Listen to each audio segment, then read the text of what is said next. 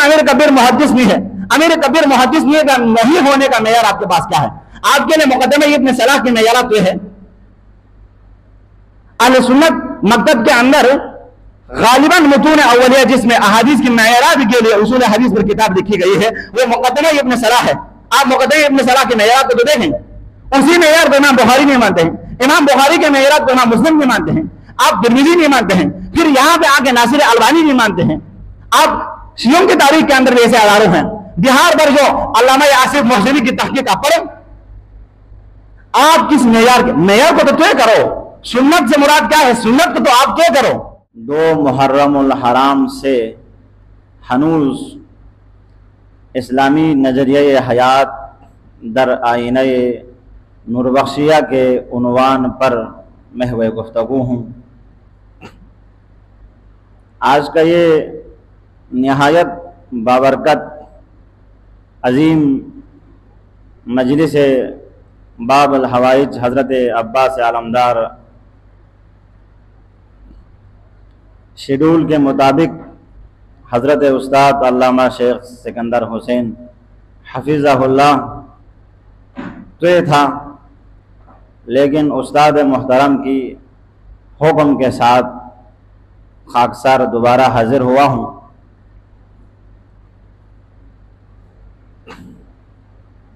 اسلامی نظریہ حیات بار بار میں عرض کرتا آ رہا ہوں,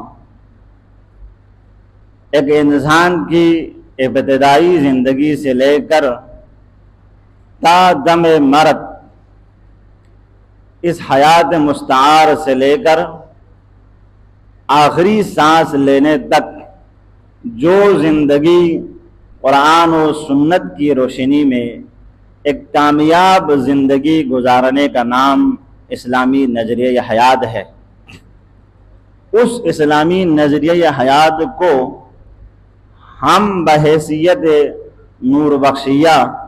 نوربخشی تعلیمات کی روشنی میں سمجھنے کی کوشش کرتے رہے ہیں.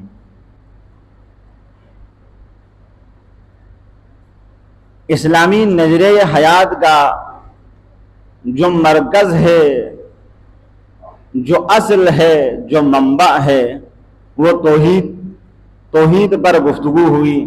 پھر نبوت, توحید اور نبوت کے درمیان جو ربط تھا اس کو بیان کیا. پھر نبوت کے بعد جو عالم اسلام کے تاریخ پر ایک روشن باب آپ کہہ سکتے ہیں, ایک طویل جنگیں جس مسئلے پر ہوتی رہی, تلواریں اٹھاتی رہی, خون خرابہ ہوتا رہا, وہ مسئلہ امامت ہے. مسئلہ امامت آپ علم کلام کی متون اصلیہ کی کتابوں کی طرف رجوع کریں تو آپ کو مسئلہ امامت پر مکمل باب, کلامی جتنے بھی فریق ہیں, اشاعرہ سے لے کر معتزلہ سے لے کر ماتریدیہ سے لے کر زیدیہ سے لے کر عدلیہ تک, ان تمام کلامی فرقوں کے اندر ایک مستقل باب کی شکل میں مسئلہ امامت پر بحثیں ہوئی ہے, کتابیں لکھی گئی ہیں. آپ اشاعرہ میں ابو بکر باقلانی, امام غزالی کی کتابوں کو دیکھیں, مسئلہ امامت پر گفتگو ہوئی ہے. لیکن اس کلامی فریق میں ہم جو ہے کس فریق کی طرف ہمارا رجحان ہے, ہمارا جو ہے تعلیمات کن تعلیمات سے جو ہے مطابقت رکھتی ہے؟ آیا اشاعرہ کے تعلیمات سے, معتزلہ کے تعلیمات سے, ماتریدیہ کے تعلیمات سے, یا عدلیہ کے تعلیمات سے جو ہے مطابقت رکھتی ہے؟ تو شاہ سید محمد نوربخش نور اللہ مرقدہ وعلی اللہ مقامہ نے اصول اعتقادیہ کے اندر ایک نوربخشی شخص کے لیے زندگی گزارنے کا نہایت ہی حسین دستورات, سلیقے, تعلیمات, ایک جو ہے دریا کو کوزے میں بند کر کے پیش کیا. وہاں پر توحید سے لے کر معاد تک کی بحثوں کو نہایت خوبصورتی کے ساتھ جامع الفاظ میں, یہ دیکھیں آپ علم کلام کی دنیا میں جب بحثیں ہوتی ہیں تو ایک چھوٹے چھوٹے جو ہے بحثوں پر کئی صفحات سیاہ کر دیتے ہیں, لیکن شاہ سید محمد نوربخش کے فہم عمیق کو دیکھیں, جرف نگری کو دیکھیں, علمی بصیرت کو دیکھیں, بہت سارے مسئلوں پر دو لفظ میں کہتے ہیں یہ لفظی اختلاف ہے وہ کر گزر جاتے ہیں. جو مسئلہ برسوں سے علم کلام کے ماہرین طے نہیں کر سکتے اس کو شاہ سید محمد نور بخش دو لفظ کے اندر قلم زد کرتے ہیں کہ یہ مسئلہ لفظی اختلاف ہے، اس کی کوئی حقیقت نہیں رکھتی ہے. وہی شاہ سید محمد نور بخش مسئلہ امامت کو، تصور امامت کو آپ کو دیا. کل میں نے گفتگو کی امامت ریاست عامت فی امور الدین والدنیا، دین اور دنیا ہمارے اعتقاد کے مطابق، ہو سکتے ہیں کسی اور اعتقاد کے مطابق صرف دنیاوی امور میں جو ہے نظام کار کو چلانے کا نام امامت ہو یا امام ہو. وہاں پہ مسئلہ اسلامی مسئلوں کے وقت یا اس قرآن و سنت کی جو سوالات درپیش ہوتے ہیں وہاں پہ ہو سکتے ہیں فقہا کی طرف رجوع کرے، مجتہدین کی طرف رجوع کرے، لیکن نظام کار کو، دولت اسلامی کے نظام کو کوئی بھی شخص چلا سکتے ہیں. بعض کلام کے آپ کتابوں میں دیکھیں چاہے وہ فاسق و فاجر ہو تو بھی وہ مسئلہ امامت کی جو ہے عہدے پر فائز ہو سکتے ہیں. لیکن ہمارے اعتقاد کے مطابق جو ہے وہ دین اور دنیا کے نظام کار کو چلانے والا. اب تین میں نے کل خلاصتاً بیان کیا. سب سے پہلے جو آپ کو معلوم ہونا چاہیے اس امامت کی مشروعیت ہے، جو ریفرنس ہے، سورس ہے، کہاں سے آپ اس امامت کے مسئلے کو حیثیت دے رہے ہیں. دوسری بات جو میں نے کی وہ مسئلہ عصمت ہے، آپ اماموں کو معصوم کیسے قرار دیتے ہیں. تیسرا جو مسئلہ ہے، تیسری جو گفتگو ہے وہ تعداد ہے. امام علی علیہ السلام سے لے کر امام محمد مہدی علیہ السلام تک کا یہ جو تعداد ہے یہ تعداد کس نے بیان کر کے گیا ہے؟ آیا آپ نے شعوری شکل میں یا اجماع کی بنیاد پر، یعنی یہ جو مشروعیت ہے اجماع کی بنیاد پر ہر دور میں اسی امام کو اسی زمانے کے حل و عقد نے بڑوں نے طے کر کے اس کو امام بنایا ہے یا نہیں ہے، بلکہ اللہ تعالیٰ کی طرف سے یہ انتخاب شدہ ہے، بلکہ پیغمبر اکرم صلی اللہ تعالیٰ علیہ وسلم کی طرف سے یہ انتخاب شدہ ہے. یہ تین گفتگو آج میں اختصاراً، کیونکہ جلوس بھی ہے اس لیے ان دو مسئلوں پر گفتگو کروں گا، ایک تو تعداد پر، ایک تو مسئلہ عصمت پر.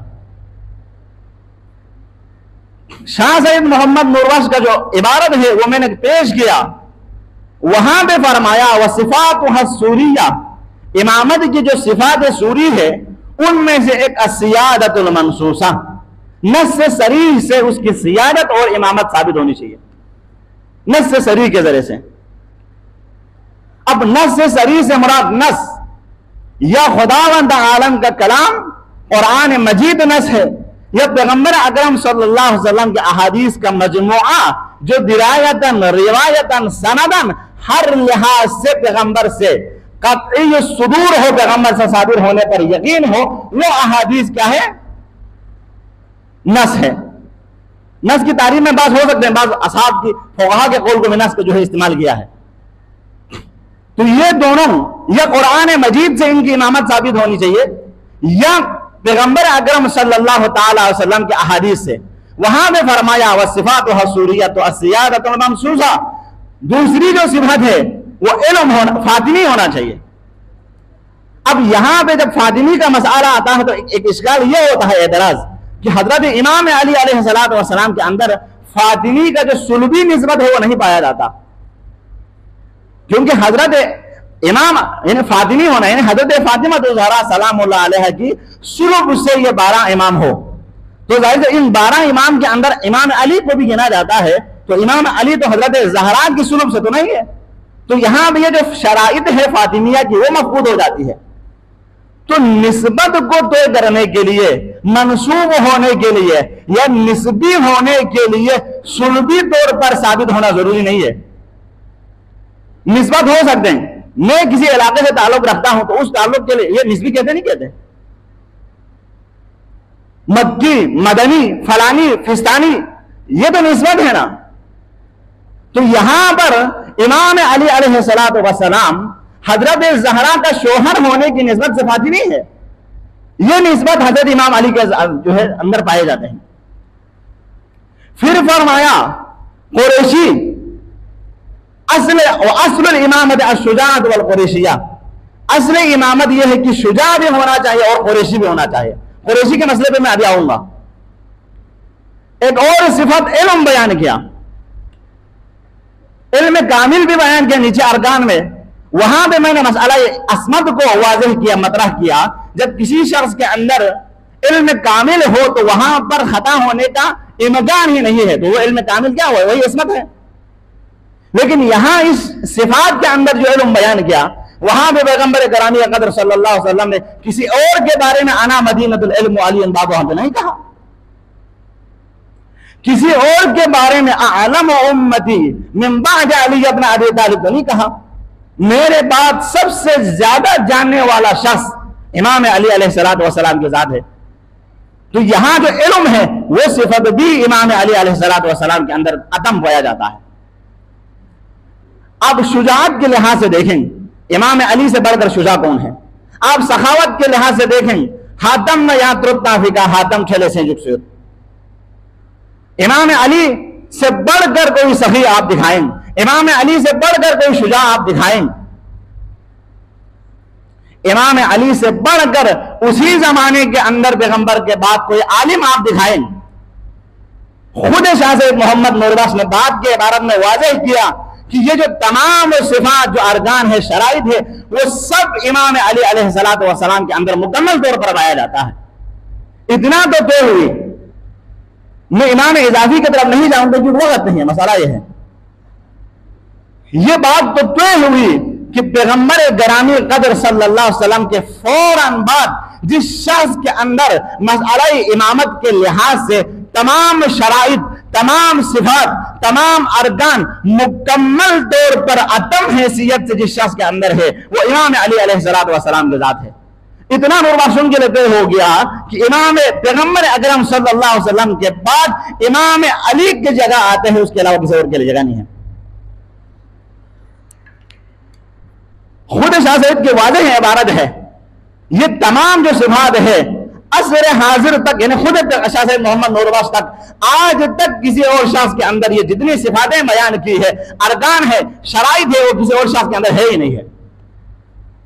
پھر آخر میں فرمایا ولی اعلی ذکائک وسوق فتعمل وعرف ائمۃ الماضیین والباقیین۔ اے شاہ قاسم فیض بخش، اب یہ جو صفاتیں میں نے بیان کی، ارکان بیان کیا، اب دیکھو نا تاریخ میں جا کے، جب شرائط معیار آپ کو دیا گیا، کسوٹی آپ کو دیا، اب کون ہے وہ امام؟ آپ تاریخ میں دیکھیں، یہی 12 کے علاوہ علم کے لحاظ سے، یہی 12 کے علاوہ شجاعت کے لحاظ سے، یہی 12 کے علاوہ فاطمی ہونے کے لحاظ سے، یہی 12 کے علاوہ قریشی ہونے کے لحاظ سے، یہی 12 کے علاوہ تمام اخلاقی اقدار کے حوالے سے، ہر لحاظ سے اسلام کے اندر جو صفات جو ہے خوبی ہے، ان تمام خوبیوں کے لحاظ سے انہی 12 کے علاوہ آپ خارج میں لا کے دکھائیں فلان شخص جو ہے، فلان شخص اس زمانے کے اندر امام جعفر صادق سے، امام باقر سے، امام محمد مہدی سے، امام علی علیہ السلام سے، امام حسین سے، امام حسن سے افضل آپ لا کے دکھائیں۔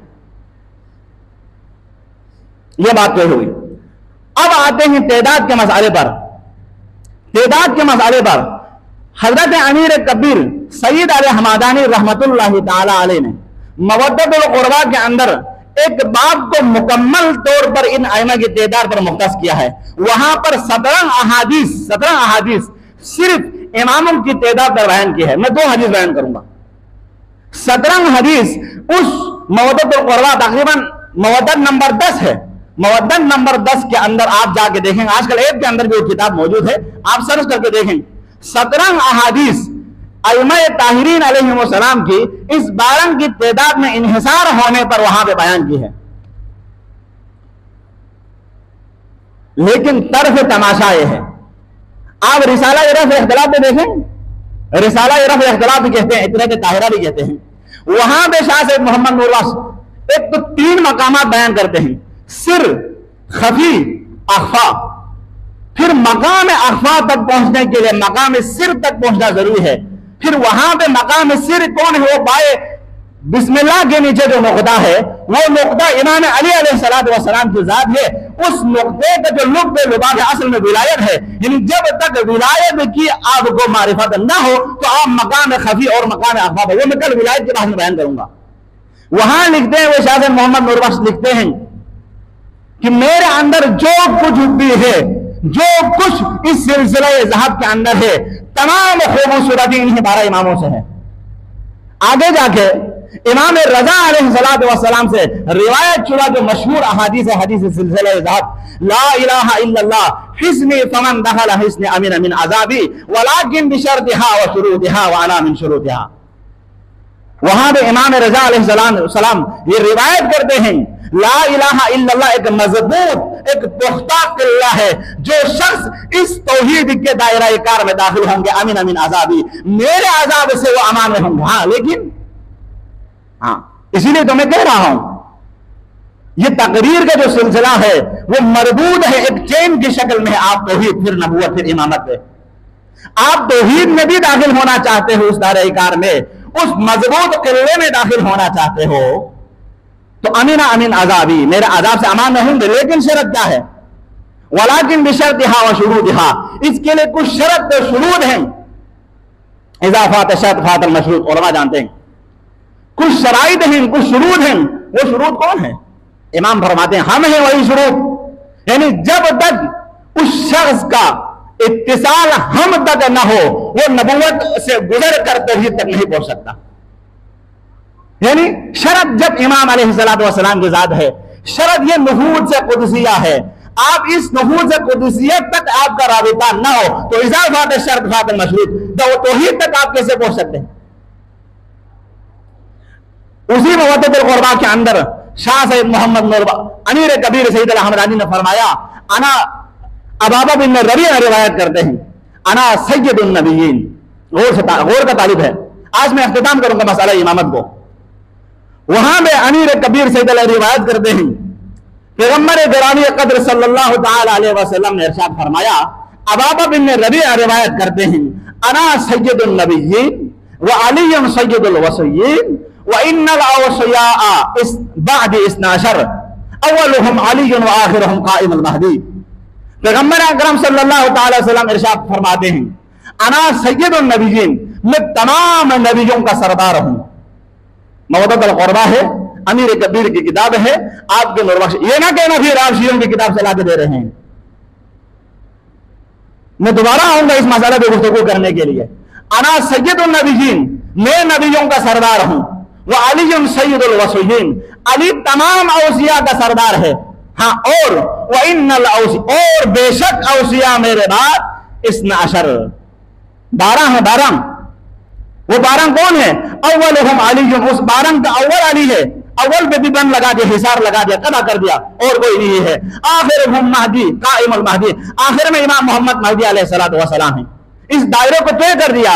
امام 12 جو نفوذ ہے امامت کے اندر جو تعداد کا مسئلہ ہے، اول میں علی ہے، آخر میں مہدی ہے، تو ہو گئے نہیں ہو گئے تعداد کا مسئلہ آپ کے لیے؟ 7واں نمبر حدیث کے اندر پھر فرمایا انا وعلی والحسن والحسین وتسعۃ من ولد الحسین معصومون ومطہرون۔ مسئلہ اس میں پھر یہاں پہ آ رہے ہیں، انا میں، وعلی علی، والحسن والحسین امام حسن اور امام حسین علیہ السلام، وتسعۃ من ولد الحسین، حسین کی نسل سے آئے ہوئے 9 یہ نفوس قدسیہ، معصومون و مطہرون، یہ مقام عصمت پر فائز ہیں، وہ مطہرون، یہ آیہ تطہیر اسی پر تو دلالت کرتی ہے۔ یہ تمام نفوس قدسیہ امام علی سے لے کر تا مہدی زمان علیہ السلام تک یہ نفوس قدسیہ معصومون و مطہرون۔ پھر نہ کہنا نور رسول کی کتابوں پر عصمت پر کوئی گفتگو نہیں ہے۔ یہاں میں معصوم سے مراد کیا ہے؟ معصوم تو وہی عصمت ہے جس کے بارے میں آپ خطا کا تصور بھی نہیں کر سکتے ہو، وہ معصوم ہے اور مطہر ہیں۔ پھر وہاں پہ حد بندی کر دیا، اور کوئی نہیں کہہ رہا ہوں، یہ جو مسئلہ امامت کے عہدے پر فائز ہے وہ 12 ہیں، وہ 12 انا وعلی والحسن والحسین وتسعۃ من ولد الحسین معصومون ومطہرون۔ لیکن طرف تماشا ہے، آخری نقطہ میں عرض کر رہا ہوں، طرف تماشا دیکھو، میں موتت القربہ کا حوالہ دوں گا تو تحقیق کرنے والے کہیں گے یہ جو کتاب ہے وہ امیر کبیر سید الحمدانی کا نہیں ہے، یہ کسی علوی کا ہے، فلان کا ہے۔ میں اطرت طاہرہ کا نام لوں گا، رسالہ رفع اختلاف کا نام لوں گا، وہ کہے گا بھائی یہ بھی جو ہے شاہ صاحب محمد نور واسکانی ہے، میں جا کے تلقین کے مسئلے میں دعائے تشفع میں ان باروں کا نام لوں گا، وہ وہاں پہ آگے کہے گا دعوات تو بزرگان دین کا دائری ہے، میں اس کو حیثیت کو نہیں مانوں گا۔ بھائی آپ ایسے کوئی تحقیق تو کرو، آپ اگر مسئلہ کے نوربخشیہ کے ساتھ مخلص ہے تو ایسی کوئی تحقیق دیکھو جو نوربخشیوں کے اندر آج تک علمی مسئلہ ہو، اس گتھی کو آپ نے سلجھایا ہو، اس علمی مسئلے کو آپ نے طے کیا ہو، حل کیا ہو، پھر آپ آگے ہمیں کہیں میں تحقیق کر رہا ہوں، پھر ہم آپ کے خلوص نیت پہ شک نہیں کریں گے۔ ایک ایسا کوئی اور کتاب تو دکھاؤ نا جہاں پہ اہل بیت کا تذکرہ نہ ہو، اس کتاب کو آپ کھینچ کے نوربخشیوں کے اندر جو ہے حیثیت دینے کے لیے، اعتباریت دینے کے لیے، معتبر قرار دینے پر آپ مصر ہیں۔ آپ کی تحقیق کی انتہا ہی وہاں پر ہوتی ہے جہاں پر اولہم علی و آخرہم مہدی کے نام آتے ہیں۔ آپ کی تحقیق کی انتہا ہی وہاں پر ہوتی ہے جہاں پر مسئلہ، یہ غور سے سنو، غور سے سنو میرے جوانوں، یہ اشکال صرف مودت القربہ بنی ہے، یہ اشکال ایسا بھی نہیں کہ مودت القربہ پر اشکال دیا ہو اور ہمارے علماء نے جواب نہیں دیا ہو۔ جواب مقالے کی شکل منت پر موجود ہے، صحیح بشارت صاحب نے لکھی، آپ جا کے پڑھیں۔ عرض کرنے کا یہاں وقت نہیں ہے، مسئلہ یہ ہے دعوت شریف میں جب آپ وضو کرتے ہو دعوت کے مطابق، غسل کرتے ہو دعوت کے مطابق، آپ کی زندگی حلال اور حرام کے تمام چیزیں آپ دعوت کے مطابق کرتے ہو، جب امامت میں نام آتے تو آپ کو ڈائری بن جاتے، پھر آپ کی نمازوں کا کیا بنے گا، آپ کے غسل کا کیا بنے گا، آپ کے وضو کا کیا بنے گا؟ مسئلہ یہ تو سوچنا۔ امیر کبیر سید الحمدانی رحمۃ اللہ تعالی علیہ، آپ مودت القربہ کی مقدمہ تو پڑھیں، امیر کبیر کی شخصیت پہ بات کرنے کے لیے آپ کو پھر سے عشرے چاہیے۔ مقدمے میں لکھتے ہیں پروردگار، مفہوم میں بیان کر رہا ہوں، پروردگار میرے اس قلم کو اس مودت القربہ میں جہاں میں نے احادیث ابھی ان کی تعداد پر عصمت پر بیان کی ہے، وہاں پہ امیر کبیر سید الحمدانی اس مقدمے میں لکھتے ہیں پروردگار میرے اس قلم کو میں جو پیغمبر سے روایت شدہ احادیث اس میں مرقوم کر رہا ہوں، میرے اس قلم کو پروردگار اس طرف نہ پھرائے جہاں پیغمبر سے روایت نہ ہوئی ہو، میں پیغمبر سے منسوب کر کے کوئی احادیث میں نقل کروں۔ کتنے احتیاط کے ساتھ امیر کبیر سید الحمدانی وہاں پہ نقل کرتے ہیں۔ پھر کہتے ہیں امیر کبیر محدث نہیں ہے۔ امیر کبیر محدث نہیں ہونے کا معیار آپ کے پاس کیا ہے؟ آپ کے لیے مقدمہ ابن صلاح کی معیارات یہ ہے، اہل سنت مکتب کے اندر غالباً متون اولیہ جس میں احادیث کی معیارات کے لیے اصول حدیث پر کتاب لکھی گئی ہے، وہ مقدمہ ابن صلاح ہے۔ آپ مقدمہ ابن صلاح کی معیارات کو تو دیکھیں، اسی معیار کو امام بخاری نہیں مانتے ہیں، امام بخاری کے معیارات کو امام مسلم نہیں مانتے ہیں، آپ ترمذی نہیں مانتے ہیں، پھر یہاں پہ آ کے ناصر البانی نہیں مانتے ہیں۔ آپ شیعوں کی تاریخ کے اندر بھی ایسے اداروں ہیں، بہار پر جو علامہ آصف محسنی کی تحقیق آپ پڑھیں، آپ کس معیار کو تو طے کرو، سنت سے مراد کیا ہے، سنت کو تو آپ طے کرو، یہ تعداد کیا ہے؟ تعداد پھر آپ کے دعائے تشفع کے اندر اللہم انا نسألک بنبوت محمد صلی اللہ تعالی وسلم و رسالتہ، پھر وبی شجاعت علی علیہ السلام، اسی طرح کے تمام بارن کا نام لے کر وبقائم آل محمد المہدی علیہ السلام و اجازتہ، پھر یہ طے ہو گیا۔ جب آپ قیامت آخری آپ کی جب سانسیں جب رک جاتی ہے، آپ جب قبر میں جانے کی تیاری کر رہے ہوتے ہیں، تو وہ جو امام آتے ہیں وہ آپ کو تلقین دیتے ہیں، کیا کہتے ہیں وہاں پہ دیکھو نا دعوت کے اندر، جب آپ کو تلقین کا مطلب کیا ہوتا ہے؟ یاد دہانی کرنا، پہلے سے یاد شدہ ان چیزوں کو دوبارہ یاد کروانا۔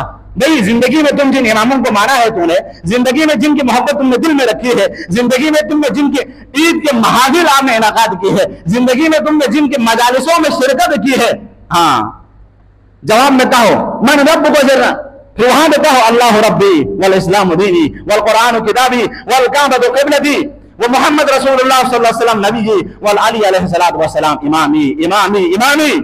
تین مرتبہ کیوں لاتے ہیں؟ علماء جانتے ہیں تاکید کے لیے لاتے ہیں، کہیں ایسا نہ ہو پھر امامت کے انکار کرنے لگ جاؤ۔ وبی علی علیہ السلام امامی امامی وبعدہ سید حسن ابن علی علیہ السلام، اس کے بعد امام حسن علیہ السلام کا نام لیا۔ ثم خصوص تابع لمرضات اللہ الحسین، پھر خدا کی رضا پر جان دینے والے وہ ذات امام حسین علیہ السلام، پھر ان تمام نام کو لے کے ہوئے آخر میں وہ امام محمد مہدی علیہ السلام آتے ہیں، پھر فرماتے ہیں ہم سادتی وقادتی وائمتی وامامی بہم اتولا ومن اعدائہم اتبرا۔ کہاں جاؤ گے بھاگ کے؟ نوروحشیوں مسئلہ امامت سے آپ کے لیے راہ فرار نہیں ہے، علی سے آپ کے لیے راہ فرار نہیں ہے، حسن سے آپ کے لیے راہ فرار نہیں ہے، حسین سے آپ کے لیے راہ فرار نہیں ہے، مہدی زمان سے آپ کے لیے راہ فرار نہیں ہے۔ جب آپ مجبور ہو کر، بےکس ہو کر، لاچار ہو کر، آپ اپنے اختیارات سب کچھ سلب کر کے قبر کے اس تاریکی میں جب آپ جا رہے ہوتے نا، وہاں پہ بھی آپ کی مجبوری ہے۔ بہم اتولا وبن آداہم ادبرا، ہم سادتی، یہی تو سادات ہیں، ہمارے سالار ہیں، قافلے ہیں، یہی ہمارے سالار کاروان ہیں۔ ہم سادتی وقادتی، یہی لوگ ہیں، کون لوگ؟ 12 امام، یہی ہمارے قیادت کرنے والے لوگ ہیں۔ وَأَئِمَّتِي، یہی ہمارے سرپرست اور امام ہیں۔ امام بھی معنی اخص میں کر رہا ہوں۔ بہم اتولا، انہی کے ساتھ تو ہم محبت رکھتے ہیں، انہی کے ساتھ تو ہم تولا رکھتے ہیں۔ وَمِنْ أَعْدَائِهِمْ أَتَبَرَّأُ، انہی کے دشمنوں کے ساتھ تو ہم تبری کرتے ہیں، دشمنی رکھتے ہیں۔ آپ کلمہ توبہ کے اندر مسئلہ یہ نہیں ہے کہ نمازوں کے اندر فلان جگہ پہ پڑھتا ہے نہیں پڑھتا ہے، صبح کی نماز کے بعد تم بال اتفاق نوروحشیوں کے اندر پڑھنے کا حکم ہے نہیں ہے؟ آپ ظہر کی بات پڑھو نہیں، یہ مسئلہ ہے ہی نہیں ہے۔ جہاں پر مسئلہ امامت کی گفتگو ہو رہی ہو، وہاں پہ جو ہے نمازوں کے بعد کلمہ طیبہ تو پڑھنا نہیں پڑھنا، وہ مسئلہ ہی نہیں ہے۔ لیکن ایک بات تو ہے جو اتفاقی ہے، وہ صبح کی نماز کے بعد کلمہ طیبہ پڑھنے پر کسی کو بھی اعتراض نہیں نوروحشیوں کے اندر۔ وہاں پہ پھر کہہ رہے ہیں لا الہ الا اللہ محمد رسول اللہ، علی ولی اللہ والفاطمہ امۃ اللہ والحسن والحسین صفات اللہ علی محبہم رحمۃ اللہ وعلی مبغضہم لعنۃ اللہ۔ پھر انہیں کے نام آتے ہیں۔ آپ کا نوروحشی 9 کلمات تو پڑھیں، 3 سے 4 کلمات کے اندر علی کا نام آتے ہیں، اماموں کے نام آتے ہیں، آپ کے ذکر و اذکار کے اندر اماموں کے نام ہے، آپ کے وظائف کے اندر اماموں کے نام ہے، آپ کی نمازوں کے اوراد کے اندر اماموں کے نام ہے، آپ کی زندگی کے ہر گوشہ حیات، ہر پہلو کے اندر اماموں کا نام ہے۔ آپ کہاں جاؤ گے فرار کر کے؟ یا آپ اعلان کرو میں نوروحشیہ نہیں ہوں، نہیں مانتا ہوں ان اماموں کو۔ اگر نوروحشیہ ہونے کا اعلان کرتے ہو، بزرگان دین کا نام لیتے ہو، تو پھر آپ کو ماننا پڑے گا دعوت کو بھی، آپ کو ماننا پڑے گا محبت کو بھی، آپ کو ماننا پڑے گا ان سے مجذوب کتابوں کو، جہاں پر ہمارے علماء نے سب مہر ثبت کی ہے ان کے تائید کے لیے۔ مسئلہ عصمت وقت کی کمی ہے، مجبوری یہ ہے۔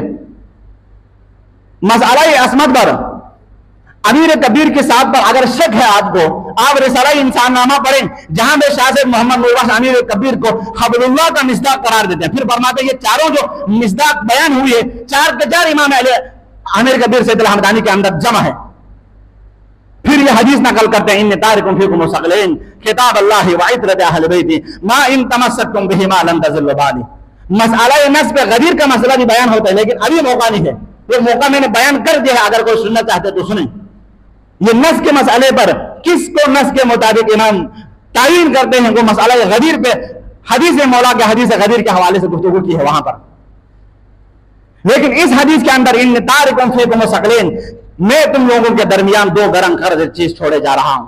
یہ کئی جگہوں پر امام پیغمبر گرامی صلی اللہ علیہ وسلم نے فرمایا، ان موارد میں سے ایک مسئلہ غدیر تھا۔ یہ آپ کی رسالہ معراجہ کے اندر ہے، یہ آپ کی انسان نامہ کے اندر ہے، یہ آپ کی شاہ سے محمد نوروحش کی 2 کتابوں کے علاوہ موعظۃ القربہ میں دیکھو، کتاب السبیل میں دیکھو، آپ کی کتابوں میں یہ حدیث ان تارکم فیکم ثقلین، میں تم لوگوں کے درمیان 2 گرم قدر چیز چھوڑے جا رہا ہوں۔ ایک ثقلین، 2 ثقل چھوڑے جا رہا ہوں، ایک اللہ کی کتاب ہے، ایک اہل بیت، عطرت اہل بیت علیہم السلام ہے۔ ان تمسکتم بہما، اگر تم ان دونوں کے ساتھ تمسک رکھو گے، لن تضلوا بعدی، میرے بعد ہرگز گمراہ نہیں ہو جاؤ گے۔ علماء جانتے ہیں لن للنفی الابدی، وہاں پہ جب مسئلہ یہ رویت الہی مسئلہ آتے ہیں تو جو رویت کے قائل نہیں ہیں وہ اسی مسئلہ آیت لن ترانی کو تو لاتے ہیں علم کے اعلان کی کتابوں کے اندر، کہ کس لیے بولتے ہیں بھائی لن نفی ابدی کے لیے ہے، اس لیے دنیا کے اندر بھی اللہ کی جو ہے رویت ممکن نہیں ہے، قیامت کے اندر بھی رویت ممکن نہیں ہے۔ اگر اس مسئلہ یہ رویت پر کوئی دیکھنا چاہتا ہے تو تفسیر آئے لقاء اللہ جو شاہ سعید کی رشاد قلم میں سے وہاں دیکھیں، لن للنفی الابدی یعنی ہرگز بہرگز کسی بھی زمانے میں، کسی بھی وقت میں، کسی بھی حالت میں اگر گمراہ نہیں ہونا چاہتے ہو تو ان دونوں سے، ایک تو کتاب سے تمسک اختیار کرو، ایک عطرت اہل بیت سے۔ اس کا مطلب کیا ہوا؟ یہ دیکھو، جہاں پر گمراہ ہونے کا مختصر سا خدشہ ہو، اس کا مطلب ہے اس کے اندر سقم ہے، کمی ہے، جھول ہے۔ میں ابھی گفتگو کروں گا، مجھ سے کوئی تمسک رکھتا ہے، میرے اندر تو یہ میں دعویٰ نہیں کر سکتا ہوں لن تضلوا بعدی، کل مجھ سے غلطی ہو سکتی ہے، جب مجھ سے غلطی ہو گیا تو میرے معیارات کے مطابق جو زندگی کرے گا وہ گمراہ ہو جائے گا. لیکن لن تزل بعدی حتی یرد علی الحوض، کبھی بھی جو نہیں ہرگز بہ ہرگز گمراہ نہیں ہونا ہے. اس کا مطلب یہ تمام اکثر جو علماء مسئلہ عصمت پر دلیل لاتے ہیں ان دلیل میں سے ایک آیت حدیث ثقلین ہے. جب کبھی بھی گمراہ نہیں ہوں گے اس کا مطلب کیا ہے؟ اس شخص کی زندگی میں جو ہے کوئی خطا کا امکان ہی نہیں ہے. خطا کا جب امکان نہیں ہے تو کیا ہے؟ معصوم ہے. مسئلہ عصمت یہاں پر واضح ہو جاتی ہے. آپ آئے تطہیر کو دیکھیں، اسی جو حدیث جو میں نے حدیث نمبر 7 جو بیان کیے معتدل عاشر سے، معصومون و مطہرون، یہی 12 کے 12 جو ہے عصمت کے درجے پر فائز ہیں، ان سے خطا ہو ہی نہیں سکتا. وقت کی تنگی کو ملحوظ نظر رکھتے ہوئے آج یہ عصمت کے گھرانے، یہ امامت کے گھرانے، یہ خاندان نبوت کے محافظین اپنے اہل و عیال کو لے کر، خاندان کو لے کر، جائیداد چھوڑ کر، گھر بار چھوڑ کر واقعہ کربلا، واقعہ فاجعہ کربلا بپا ہونے کے لیے کرب بلا کے میدان پر ہیں. کرب بلا کے میدان پر آج میں جس شخصیت کی مصائب بیان کروں گا وہ شخصیت ہے عباس با وفا. تاریخ کی کتابوں میں لکھتے ہیں عباس با وفا کو معصوم معتلی کہتے ہیں. تالی تل و معصوم، یعنی معصوم تو نہیں ہے لیکن معصوم تو ہے نہیں، لیکن آپ اس شخصیت کی زندگی میں خطا کا تصور یا خطا آپ نہیں دکھا سکتے ہیں. یعنی اس شخصیت کی ہیبت اتنی ہے، عظمت اتنی ہے، اس کو معصوم معتلی کہتے ہیں یا تالی تل و معصوم کہتے ہیں. وہ عباس آج کربلا کے میدان میں دیکھیں